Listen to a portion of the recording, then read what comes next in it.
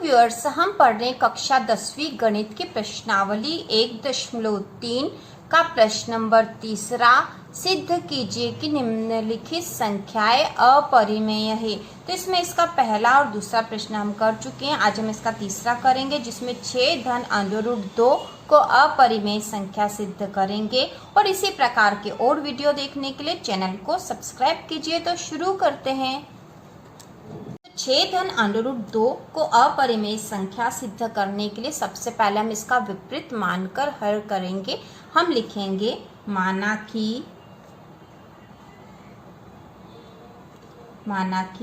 6 धन √2 एक परिमेय संख्या है। हमने इसका विपरीत मान लिया, माना कि यह एक परिमेय संख्या है, तथा माना कि इसे a/b दो सहअभाज्य संख्याओं के रूप में लिखा जा सकता है। ठीक है, तो हमने मान लिया कि इसे a/b के रूप में लिखा जा सकता है। तो या फिर हम ऐसा भी कह सकते थे कि इसे p/q के रूप में लिख सकते हैं। और p/q ऐसी दो परिमेय संख्या जिन्हें हम a/b के रूप में लिख सकते हैं। तो हम सीधा भी लिख सकते हैं, इससे कोई फर्क नहीं है। तो हम यहाँ लिखेंगे 6 धन √2 बराबर हो जाएगी a/b, जहाँ a/b सहभाज्य संख्या है। और सहभाज्य संख्याएं वे संख्याएं होती है जिनमें एक के अतिरिक्त तो और कोई उभयनिष्ठ गुणनखंड नहीं होता है। तो इसे हम हल करेंगे।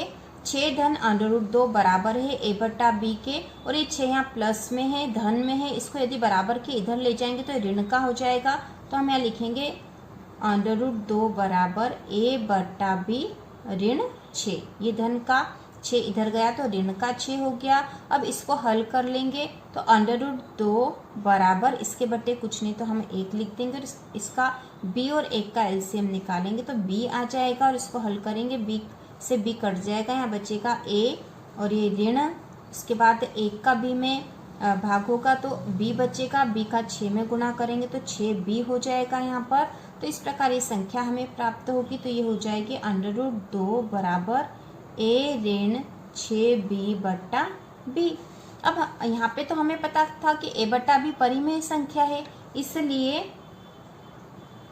a/b एक परिमेय संख्या है, इसलिए a ऋण 6b/b भी एक परिमेय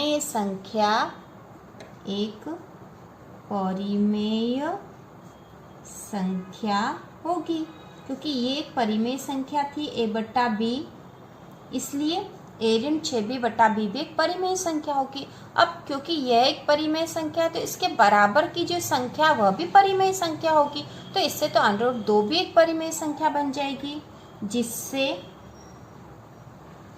√2 भी एक परिमेय संख्या होगी। इससे तो √2 भी एक परिमेय संख्या हो जाएगी। लेकिन हमें तो पता है कि √2 तो एक अपरिमेय संख्या हमने सिद्ध करा था, और यह एक तथ्य भी है कि √2 एक अपरिमेय संख्या है। तो हम लिखेंगे परंतु इससे इस तथ्य का विरोध होता है कि √2 एक अपरिमेय संख्या है। और हमें पता, हमने सिद्ध भी करा था कि √2 तो एक अपरिमेय संख्या। लेकिन जब हमने 6 धन √2 को परिमेय संख्या माना है तो उससे √2 भी एक परिमेय संख्या बन रही है, लेकिन यह तो गलत है, तथ्यों के विपरीत हो जाएगा यह। इससे पता चलता कि हमने जो माना वही गलत है, हमने गलत माना है। तो हम यहाँ लिखेंगे इस प्रकार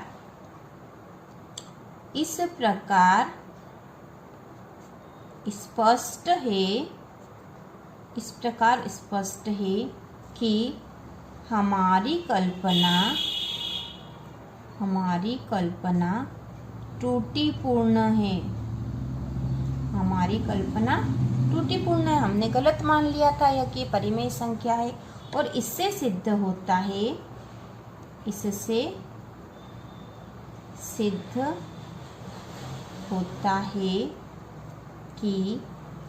6 धन √2 एक अपरिमेय संख्या है।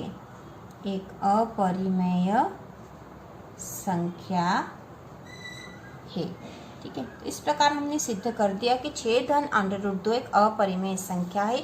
और इस तरह के जो भी प्रश्न हुए हैं प्रश्नावली 1.3 के इसी तरीके से हल हुए हैं, और बहुत आसान है। यदि हम एक प्रश्न को अच्छे से समझ जाएंगे तो सारे प्रश्न आसानी से हल कर लेंगे।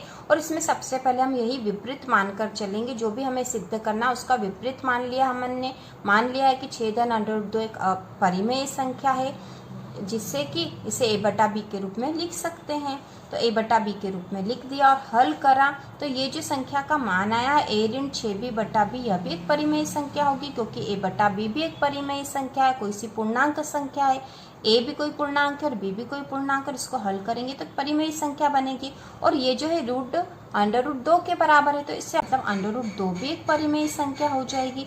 लेकिन हमें पता और हमने सिद्ध भी करा था कि √2 तो एक अपरिमेय संख्या है, तो इससे इस तथ्य का विरोध हो रहा है कि √2 एक अपरिमेय संख्या है। इस प्रकार स्पष्ट है कि हमारी कल्पना त्रुटिपूर्ण है, और हमारी कल्पना त्रुटिपूर्ण है, हमने विपरीत माना था।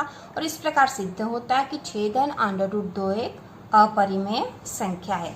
तो इसी प्रकार के और वीडियो देखने के लिए कक्षा 10वीं की संपूर्ण तैयारी के लिए चैनल को सब्सक्राइब कीजिए।